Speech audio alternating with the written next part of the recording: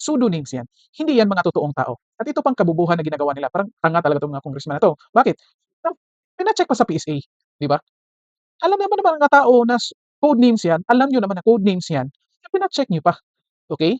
Parang sinasabi niyo sa mga sa mga parang ginagawa niyo, alam mo na walang tao diyan sa room na yan, okey? Alam mo na walang tao diyan, eh, pinuntahan mo pa, chineck mo pa na kung wala bang tao, okey? O parang ganyan yung ginagawa nila. Alam nila na hindi yan totoong tao kasi nga sealed yan, pinoprotektahan yung mga taong, totoong tao na yan na nagbibigay ng information, confidential information for their safety.